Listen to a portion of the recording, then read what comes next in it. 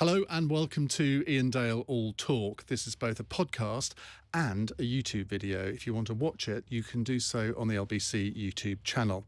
Well, today I have got somebody star of stage, screen, Parliament and the law. It is Jerry Hayes. Jerry, welcome. Thank you very much. Now, you were an MP for probably longer than you thought you were going to be.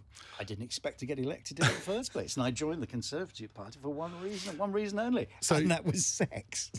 Well, that's a good way to start. Well, it was. I mean, not a member of Parliament for sex, obviously no, but, you know, I was a young man who left a public school. I wanted to meet girls, and so where do you meet them? Young Conservatives. And then one day someone said, do you want to be an MP? I said, oh, don't be ridiculous. Do you really want to be there? I says, don't, please, there's a place called Harlow. You can't possibly win. Will you do it? I says, no. Look, we can't get anyone else. I said, OK, fair enough. And this was for the 1983 election, 1983 wasn't it? Election. I was selected in 81. Were you? So you had 2 years. And when did you first realise that winning was a possibility? On the night. Really? Well, you know, you've stood for Parliament. You know that things are either going really well or really badly when you ring someone up or bang on the door and say, oh, by the way, Mr. Hayes, thank you for your vote. Have you voted yet? And they say, you know you're dead. But people were saying, yeah, I'm going to vote for you. And I thought, really? And I said to my wife, Alison, on the way in the car, I said, do you know, I might just win this. She said, so stupid. And I won with just over 3,000. Very strange experience. And I think I just turned 30 as well. And obviously that shook up your whole life. Well, were you doing law? I was schooled in 97. Right. I was, 77. I've been doing barristering for 43 years now, which is an awfully long time. You're looking well on it. I don't know about that. I've got to lose some COVID weight, you know. So please. Yeah, but you actually, I mean, in all seriousness, you haven't really changed hardly at all since I first met you in the 1980s. Really? I mean, no. I mean, I have. Well, but you used to have beautiful hair. I know, but in appearance, you haven't changed at all. Yeah. You're instantly recognisable. Yeah, it's amazing, actually. It is amazing. I still get recognised for doing the James Wales show. But... Well, that was something, wasn't it? Yeah, well, that made me employable after I lost my seat. Yeah. Because you've always been a bit of a media tart, haven't you? I've been a total media tart. Says me. Yeah, but it's just, but when I went into politics, the first thing I did, I thought, what should I do as a candidate? I'll ring up the press. Oh, do you fancy a beer? And have a little chat about things. There was someone who's, he's vaguely human. So I got lots of publicity. And then when I got in, I found the most interesting people have always been journalists. They always have been. And they've always been my mates. And I'm always honest with them. Do you think they exploited that with you a bit? No. That they knew that you were always good for a quote, but sometimes your quote, shall we say, got you into a little bit of trouble? Probably, yeah. I'm sure they did. I mean, Chris Moncrief, remember Chris Moncrief, one of the great, great journalists, he'd ring up and he would quote you exactly. And he was a very, very decent man. The sort of decency you don't often see in journalism. Do you remember old Denzil Davis? I do. Denzil Davis was Shadow Secretary of State for Defence. Liked to drink. Liked a lot of drink. And one day he rang up Chris and said, and he was look, I'm resigning from the Shadow Cabinet because Kinnock has got it completely wrong on nuclear defence. I'm not taking it anymore. What did Chris do? He said, do you know, ring me tomorrow morning, and if you feel the same way when you're sober, I'll use it. You see, that was a decent human being thing to do. Yeah. Whereas nowadays, if a journalist did that, they would be accused of being in collusion with a politician. Yeah, I think that's right. But no, I do. It's a pretty bloody stupid things when I look back. But I mean, so has everybody else. But when you got into Parliament, I mean, the 83 intake was massive. Margaret Thatcher had a majority of 144. You had thrusters like Edwina Currie, forgive the expression. She was on the podcast the previous week. And Michael Howard. They were the ones that everybody said, they're going to be ministers first. Were you conscious of thinking, well, actually, I'd quite like to be a minister? Or did you think, well, you know, I'm not willing to climb the greasy pole in the way that they will have to and just obey orders all the time? Oh, I was as ambitious as everybody else. And I, like all politicians, was a master of self-delusion. Do you know, for the first 3 months, I thought I could actually be Prime Minister. You know, how stupid is that? Yeah, I would have liked to be a minister. But on the other hand, I thought, I'm not going to be here for very long. As you said earlier, did you expect 14 years? No, of course I didn't. But I thought, you know, I represent a whole load of people who were pretty deprived. They'd never seen a Tory MP in their lives, let alone voted for one. And they had a very hard left Labour MP, didn't they? Stan Newins. Yeah, Stan died recently. He did. He was a lovely guy. He was one of the first politicians I ever met. I went on a Essex County Council residential political weekend. I bet that was a laugh. This was at Thaxted, some sort of country house thing. God. And there's all sixth formers from all around Essex, and we had various politicians come and speak to us, and he was one of them. Good God. But he was a nice, decent fellow. I remember my sort of surprise speech, and I just said, Stan, do you know, you're a good guy, you've been a good constituents MP, you haven't let Harlow down, Labour's let you down. And we became friends. You know, he stood again. Then he went to Europe, had lots and lots of money coming in, but he didn't really know what to do with it. I think he gave most of it away. And did you decide the only way I'm going to keep this seat is to be effectively a liberal and do all the pavement politics stuff and just get a reputation as somebody who gets things done? I think a reputation as getting things done and be pragmatic. If the government actually did something which I fundamentally disagreed with, you may have remembered the Health and Medicines Bill, the site test and all the rest of it, which was a disaster. And I reduced the government's majority to, I think, to 4. Which didn't go down very well at all. And David Lightman, you remember David, 25 stone, a big bruiser. Yeah, and there was a letter in 1981 from Margaret Thatcher to everyone who'd written about teeth and knives, because it started in 1981. She said, no, it is wrong in principle. So I just read out. It was a standard line from all members of the cabinet, every single one of them. I said, finally, there's some woman who's written it. So, oh, good heavens, it's number 10. It's Margaret Thatcher. He comes outside and says, you killed a lot of them. You're never going on a foreign trip again. You're dead. You're going to be deselected. I just said, oh, off. So he thumped me in the chest and I kicked him in the balls. It was that's how it was done in those days. Do you think that sort of thing happens now? I doubt it, because it'd all go crying to the whips. There was don't forget, in 1983, there were a lot of people who'd been in the war. There were a lot of trade unionists who'd actually sorted things out by taking the coat off and having a fight. And then they'd have a drink afterwards. And there was a lot of drinking in those days. There was I can't remember, the Wednesday Club, and everyone had a tie. I wasn't a member of it, but I sort of guessed every now and again. You had to get by 11 o'clock in the morning. And this was MPs, former ministers, senior civil servants. Can you imagine it now? No, there'd be horror.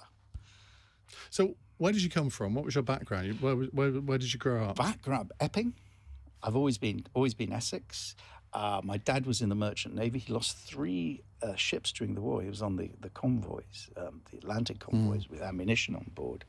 My mother came from actually quite a poor family, in fact, a very poor family. And she got a divorce in 1905 from her husband, who used to beat her up, who was a world heavyweight boxing champion. And she was a working class woman. And she went to the police, said, look, he's beat me up, he's broken my nose again. And what did they say? Oh, it's part of married life. And in the end, she said, I'm not having any more of it. And she, to keep her family together, she had 7 kids. She used to scrub the floors of an orphanage. I go to that orphanage now because it's Snaresbrook Crown Court. I go there as a barrister. And I think my grandmother kept her family That's together. amazing. Yeah. She ended up in a mental hospital with dementia. And in the next bed to her with dementia was her former husband, who beat her up. No. And they didn't know each other. No. Yeah. Amazing story. Could that make a good TV drama? It would actually. I would have believed it. Oh, my goodness. It was very sad. And do you have a happy childhood? Yeah, I did, actually. I was the only one. My mother and father were fairly sort of eccentric, I said, but my dad was definitely very eccentric. I can remember the stories, because he was in the Navy and he'd go out and get contracts. He had an engineering company, and his idea of getting contracts was getting in the pub with people and get a contract. And they used to have competitions, and one of the things was that he would, in the days with fly buttons, undo his fly buttons with a knife and fork and put his willy on the bar, and the first one who could do that would buy a pint. And I remember telling my boy, who was 7 years old, and he went up to my dad and says, "Oh, Grandpa, Daddy says you can get your willy out with a knife and fork." That did not go down well. I thought you were going to say he then did it again. No. And, you know, I can remember years ago he bought a massive second-hand Rolls Royce, because it was all status in those days. And he was off to Southend Airport to go to a champagne... London Southend Airport. Oh, is it London? As it is now. Well, it was pretty crappy in those days. And anyway, so he goes there, comes back, and the chauffeur drives up on the tarmac, which is a bit odd. Anyway, Dad was very pissed, and he insists on driving the car. And I had to close the airport because he was driving all over the place, and they just got rid of him. And then suddenly he saw a fireman up a ladder, and Dad gets out the car, climbs up the ladder, taps the fireman on the shoulder and asks him the way to Epping, which he was told to off. So I had a sort of eccentric, but he gave me some very, very, very good advice. And that is always buy round. Never tell someone off who you're employed by in front of other people. That's really very good advice. And he, because we had a business, introduced me to everybody. And so I was comfortable with the most senior people and the most junior people. And that's really, really important. That's what I've tried to do. Well, I have done with my kids, actually. And when did you get a hankering for the law? Oh, I didn't. I didn't have a hankering for the law at all. I couldn't think of anything more boring. I wanted to be an actor. Oh, you really surprised me. Oh, yeah, well, there we go. I wanted to be an actor. Mum and Dad said, no, you can't do that. And I thought, what's the next best thing? The law. So I got a degree I'm very proud of, an appalling degree, which is third-class honours. I just wouldn't be looked at now. And then, by luck and a little bit of skill, became, quite good at it.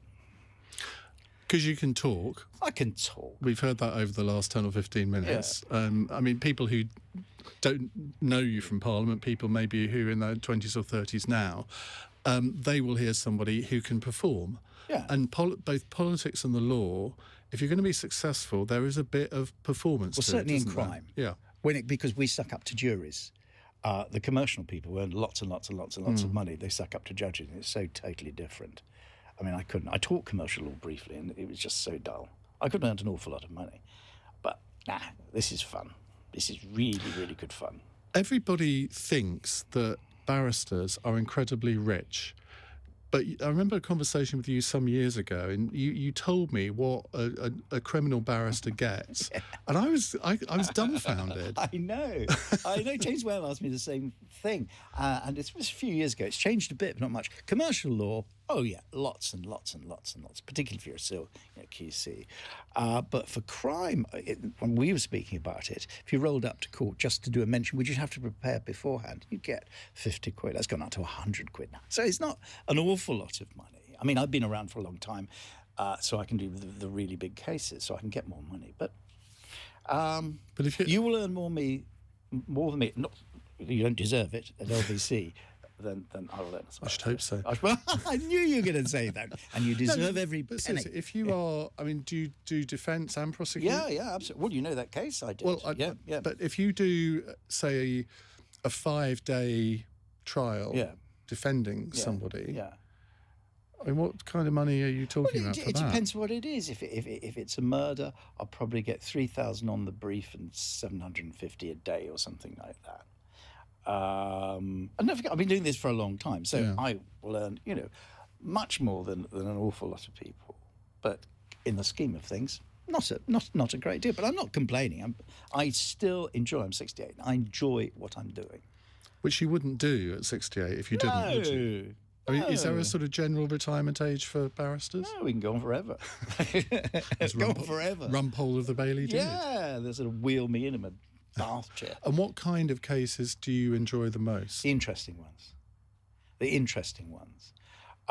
Murder's not necessarily interesting, although I did represent a chap who the jury found had blown someone's head off fairly recently. That was an interesting one. And I represented another fellow a few years ago who killed someone. He was found guilty, stabbed him to death in front of his children, had to cross-examine the children. Then he sat him in the downstairs toilet for 3 days, the cadaver. And then he cut the body into 8 pieces on the kitchen table. And then he got his children to help bag it up.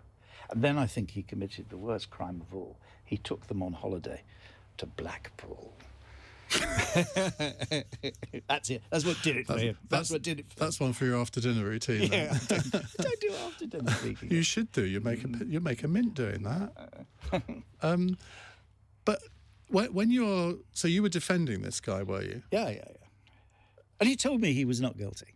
He told you he was not guilty. But Yeah, did you believe he was not guilty? Never believe your client. My job is not to believe. My job is let's put it crudely, because this is what I tell all my pupils to do. They want advice, and you give them 2 sides of A4. If you can't do it in 2 sides of A4, you're in the wrong job. But the first thing is, they don't want the great intellectual stuff. You save that for the Court of Appeal. They want to know, 1, am I 2, can I be D? If I can't be D, what am I going to get? That's about it, really. I'll remember that should the time ever arise. And the other, and this will be the last bit as well, but it's true. The last piece of advice I give firstly, I take them to the Savile Club for lunch, and then I say, look, there's just two rules as far as I'm concerned in the law and probably life. And there's 2 things I want you to do for me. And they say, what's that? I said, firstly, have fun. And 2, don't be a And that's it. That is, isn't it? That really is life. But how do you get these cases? I mean, who are they? Solicitors. I know nothing about how these things work. But do they think, right, this will be a good one for Jerry Hayes, or that'll be a good one for X, Y, or Z? Don't put me on a tax fraud. Yeah. There's, don't put me not a details man. Well, I am a details man, actually. I'm obsessively a details man.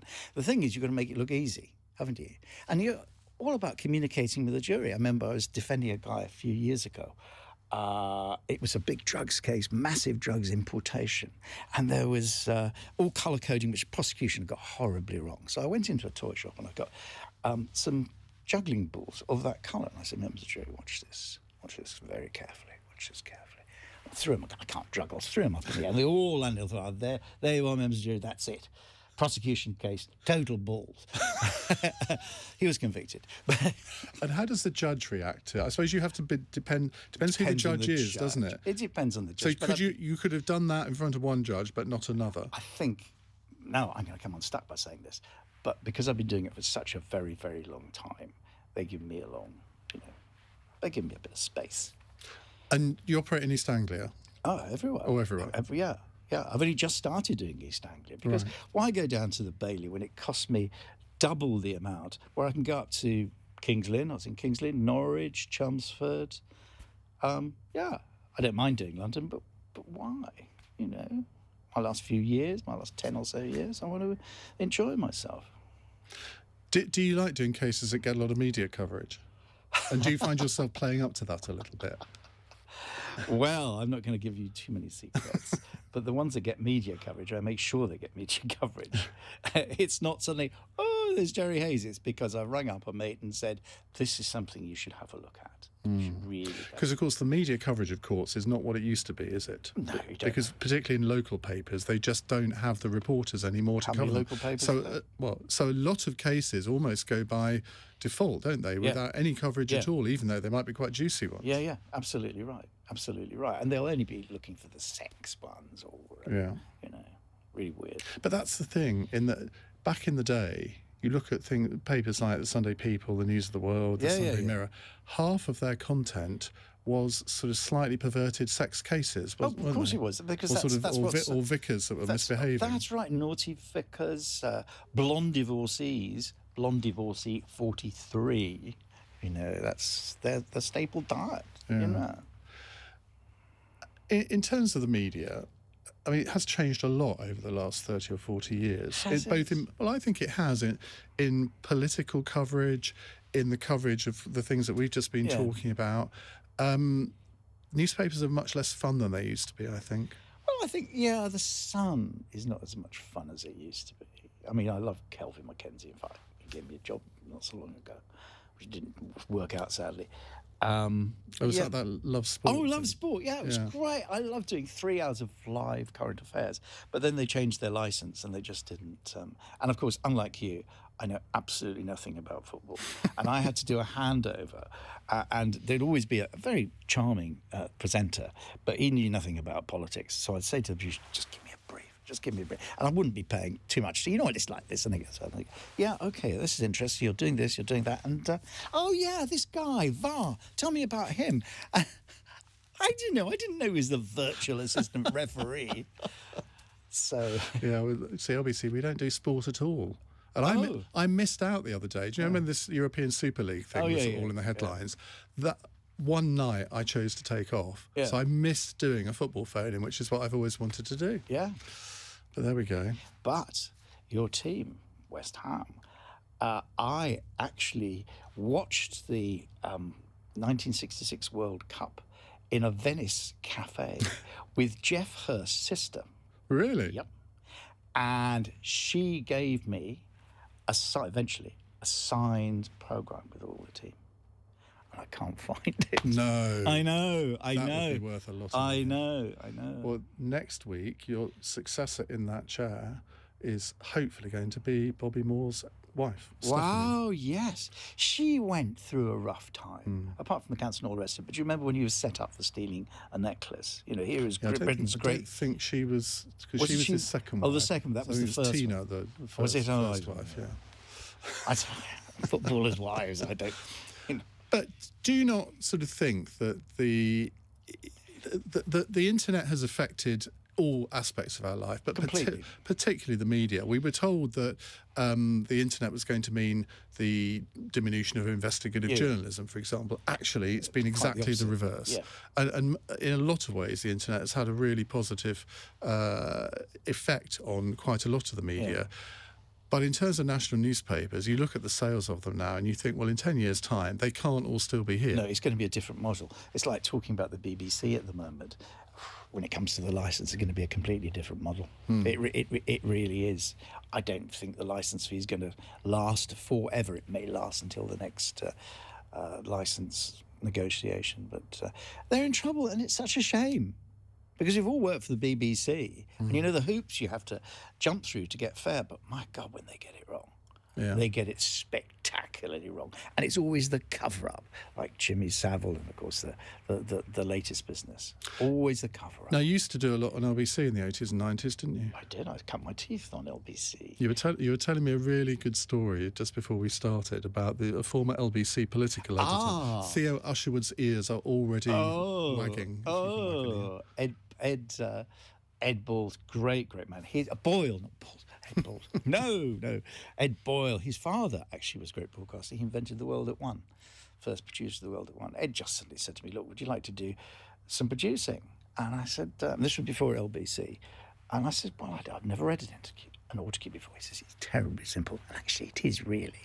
You don't want to let on, but it's not difficult. The difficult bit is when you've got people in your ear, when you're reading and, things are changing around. Then everything starts spinning because you're moving on to the next story. The actual act of it is not difficult. And he wrote some fantastic shows.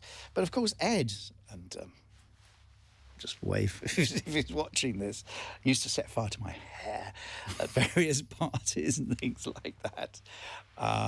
Great man. One of the pioneers of LBC. So who else were you working with? Oh, wow, gosh. There we are. Pete Murray. That was when it was in Gough Square. Yeah. And Pete, you say, right, I'm going for a pee now. It's okay, fair enough. And he used to take his teeth out and put them on the thing. And he was all one of these old clocks. James O'Brien does that? Oh, does he really? No, get away. Ooh.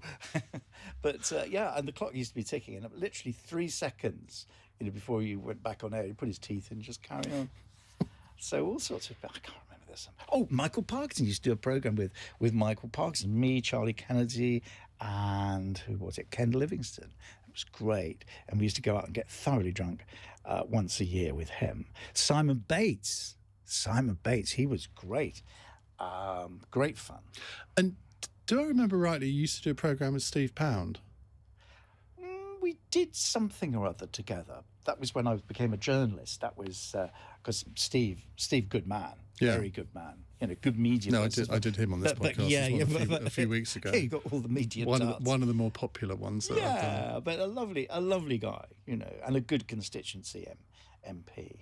I think I'm sure we did a few bits and pieces.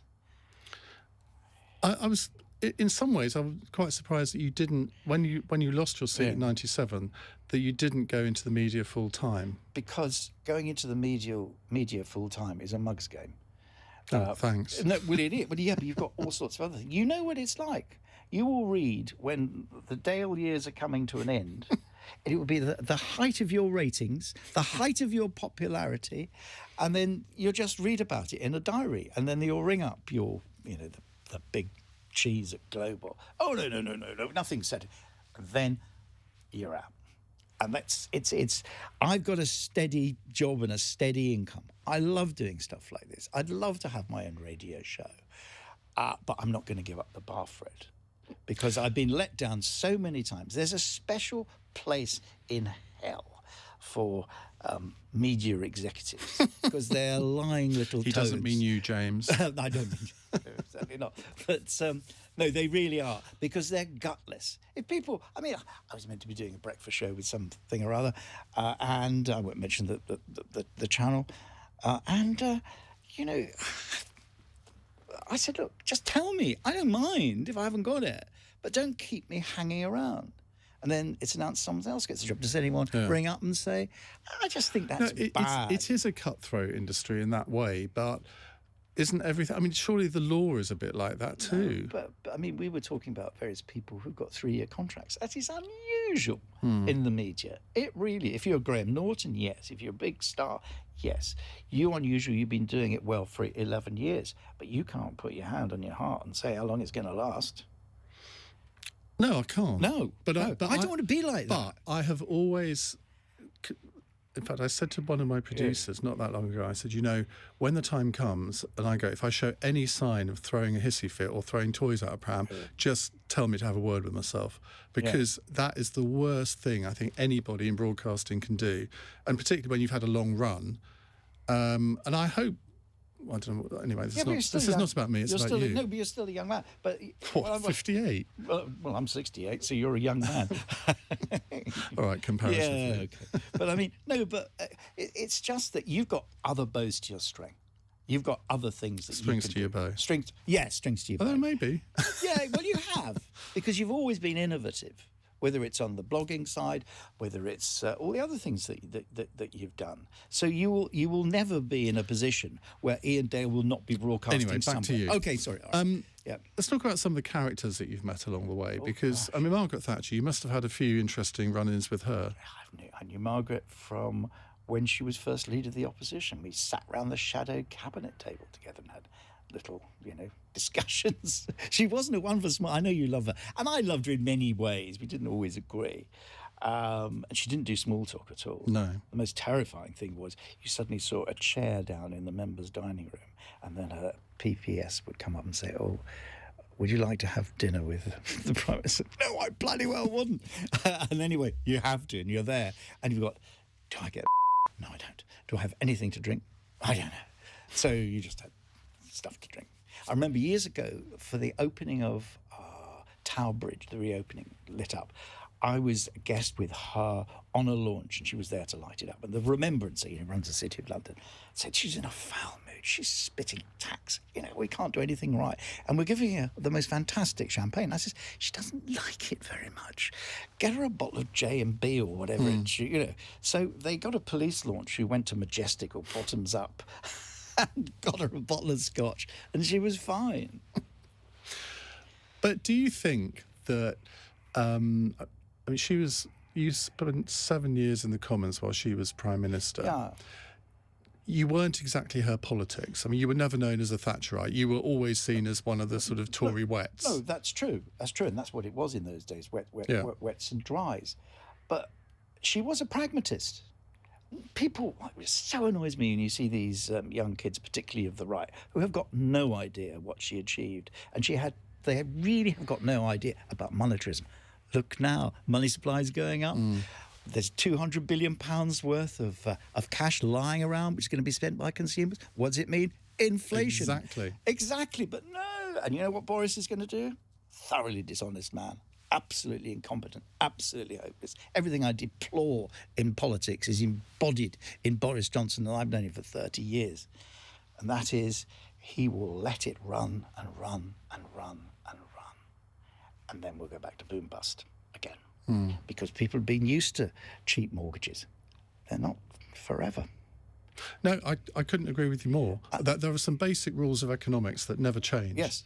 Too much money. And eventually, and I'm surprised that inflation hasn't let rip already after all of the QE that there was after the financial crash. Right. But this time... It's edging up. We're about 3?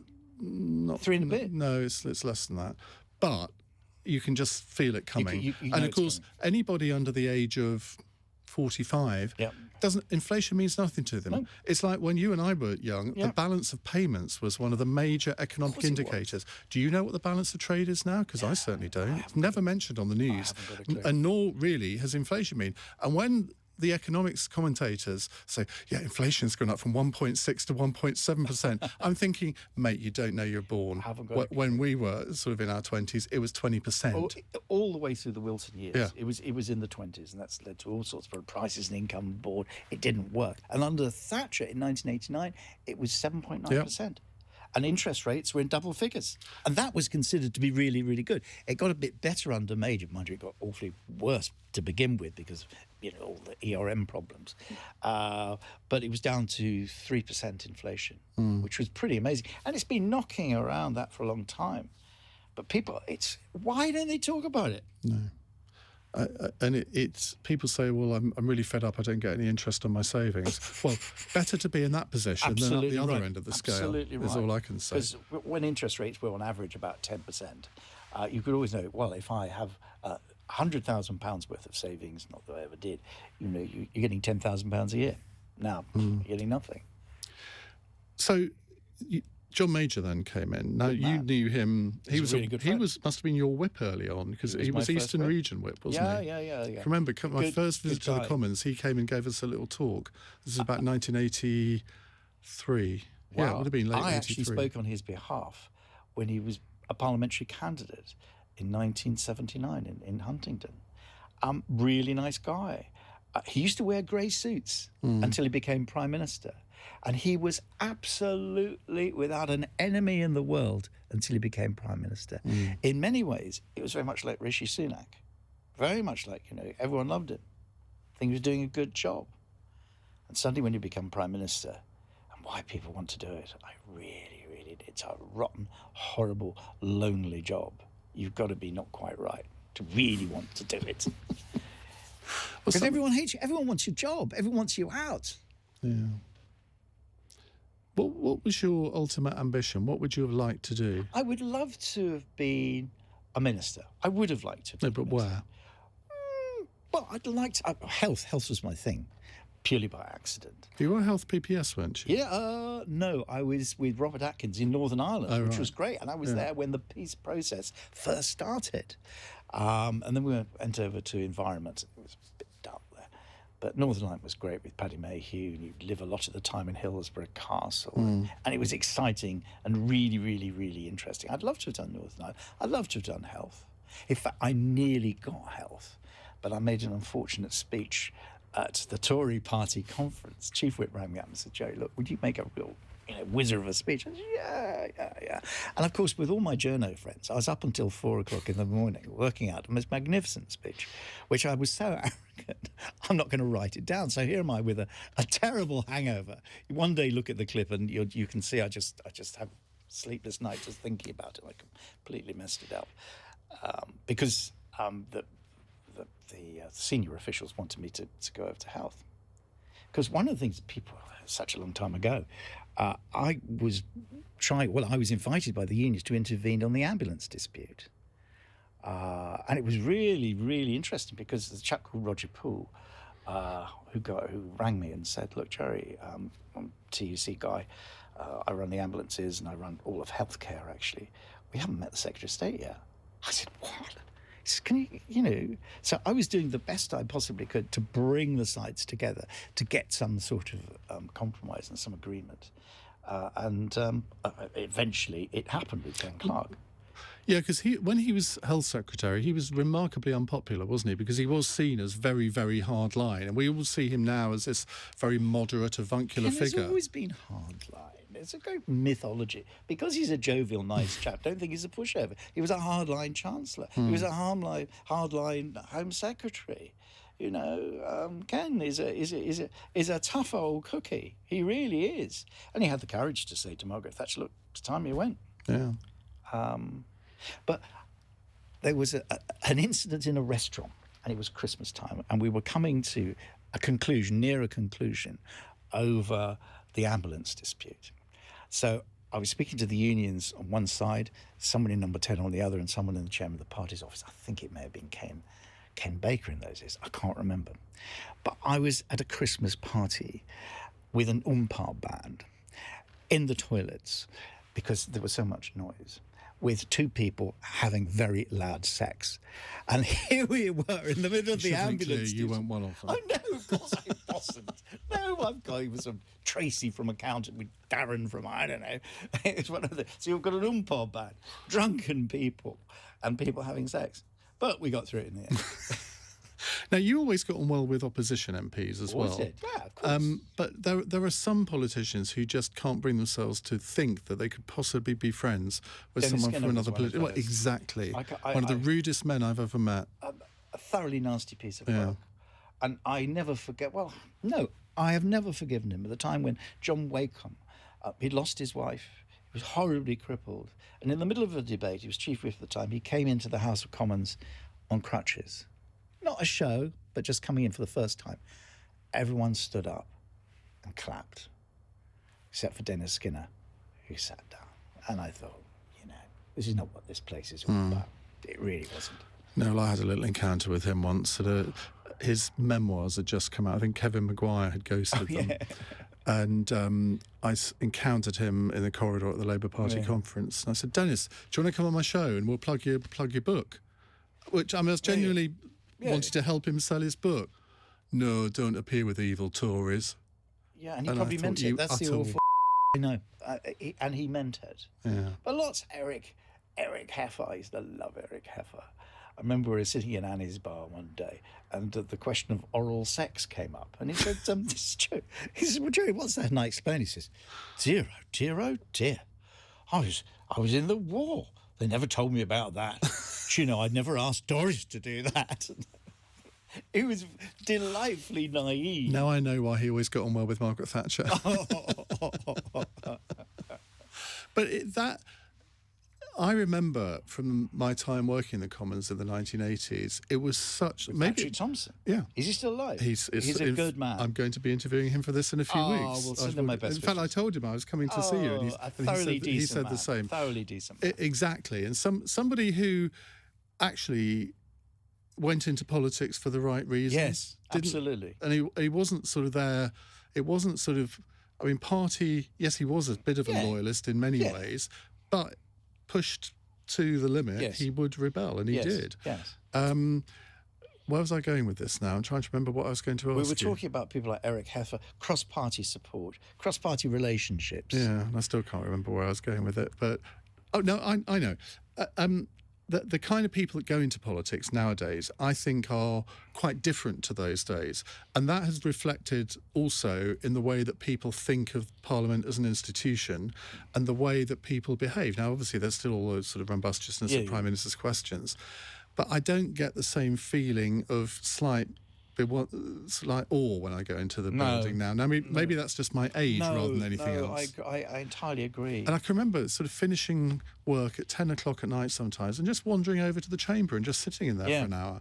You wouldn't bother doing that now. No, you wouldn't. And when on the Annunciator you saw Michael Foot, not when he was, a ministerial, shadow ministerial leader of the opposition, you go and hear him speak. Well, there was Michael Foot, Enoch Enoch Powell, Powell. David Owen. People Yes. would always listen to him.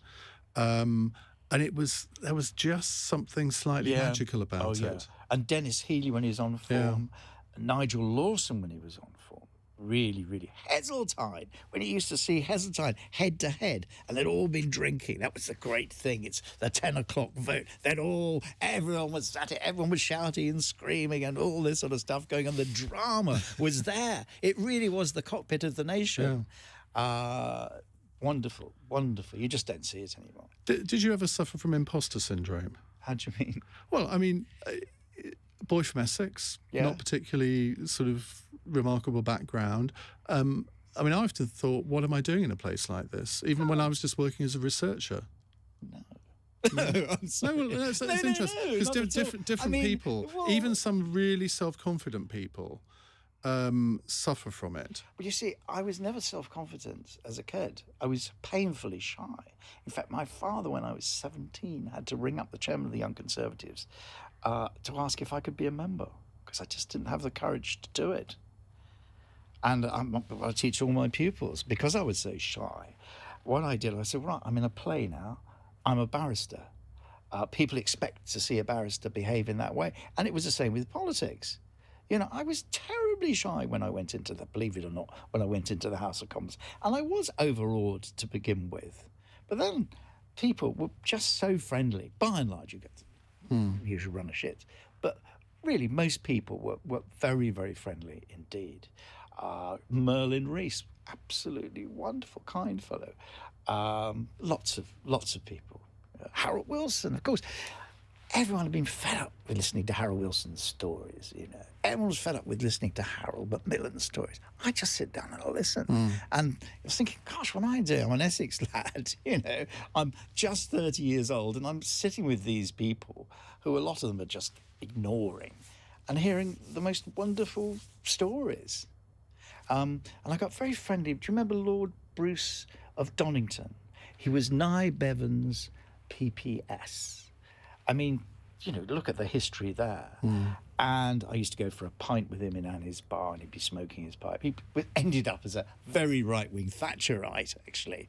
And he said, and it was something I used in the book, I said, look, you must look around now and you must see politicians which just really, compared to the people knew you. He knew Churchill, Lloyd George, all these sort of great, great people. He says, no, what you've got to understand about politics, Jerry, he says, most have got feet of clay, the rest are wankers. And I thought, he's so right. He's just so right. Who do you rate now? Rishi Sunak. I've just, a Bite Back book, which he used to run, I've just reviewed that for the House of Commons magazine, or former members magazine. He's got the works. He's a genuine guy. And it hasn't been published yet, but my payoff line is the difference between what Boris Johnson wanted to do when he was a child, which was king of the world, and what Rishi Sunak wanted to do as a child. He wanted to be a Jedi Knight. Because hasn't he got a lightsaber in his office? A lightsaber. But he's obsessed with Star Wars. Yeah. He's obsessed. See, that doesn't really impress me because I've never got Star Wars. What? No, I've never seen. What? I remember going to see the first one in about 1978 and thinking, I don't really understand what's going on here, and I've never watched it since. I can get you committed. No, I just don't like it. No, that's wrong. And you're going to tell me now you don't like Doctor Who? I liked it back in the day. Oh, back in the day, but the present series is not very good. No. What's her name? No. I don't know. And what do you make of Keir Starmer? You must have views on him. Well, I do, actually. I think you could have Mother Teresa or the Princess of Wales running the Labour Party, and it wouldn't make any difference because, one, he's got the legacy of Corbyn, and it's going to take a long time to get away from. And you've got us effectively in a wartime situation. If you're seen to make political points, they won't like you. I mean, I don't know how long Boris's honeymoon's going to last. It won't last forever. It's going to be here for a little while, as long as the vaccinations are rolling out, not too many people are dying, and people can go to the pub. I know it's cynical, but I think that's basically what it is. The Red Wall, bit of a myth there, Red Wall happened in 1983. Batley and Spen, that was won in 1983. Dewsbury was won in 83. A lot of those seats. But you don't have them forever. And if you ignore your core vote, if you start concrete over the home counties, you're in trouble. You can't take the electorate for granted. So do you think Starmer could win? Not at the moment. I don't see he can win. But I'd never write anyone off. He's basically a decent man. He's boring. But I think people want a bit of boredom. They want a bit of competence. The trouble with Boris, he likes to surround himself with incompetent people to make him look good. And it seems to work very well. Max Hastings came up with a line the other day when things were going wrong in the Second World War. People were saying, "Oh, if only the Führer knew," and totally ignoring that he was making the decisions. I'm not comparing this government to anything like the Second World War. Did you vote for Boris? Good God, no. No, of course I didn't. What did you do then? Jeremy. You voted for Jeremy Corbyn? No, Jeremy Hunt. No, I meant in the election. No, I didn't vote for Boris. Election. I voted for Kemi Badenoch, who's my MP. She'll do well. She's a nice person. No, she is. Decent. I just hope she's not appointed to something grand too soon. Well, she's Equalities Minister at the moment. You don't get less grand Liz than Truss that. is the big cheese, she's the junior minister. Liz Truss, what is the point? Liz Truss is like lettuce, one of God's great mistakes. What is the point of Liz Truss? She's more popular than Rishi Sunak in Conservative Home. Yeah, that. But, I mean, really? We're just about to sell. I mean, your dad was a farmer. Farmers being sold out. Fishing industry is being sold out. Well, on that positive note, well, it's been a joy to have a few memories and recollections from your political and legal career. Well, it's good to see you. And it looks as if you're going to be doing a lot more legal work. Yeah. Can you ever imagine retiring? No. I'd just be bored. And I'd end up at the Savile Club, which I'm going back to now, and drink too much, which I'm going to do in a minute. The only time I've been to the Savile Club was with you. When was that? Many, many years ago. Wow. Or maybe it wasn't with you, but you were there. It was with me. I would have been there, yeah. I'd definitely been there once. But I can't. If it wasn't you, I can't remember who it was with. We'll do it again, but you do a 7 o'clock show. But you don't drink anymore, do you? I never really have, no. No, very wise. I'm a clean living lad. You don't drink. And I don't do drugs, but anyway, that's all we've got time for. Jerry Hayes, thank you very much indeed. Join us again next week for another edition of Iain Dale All Talk.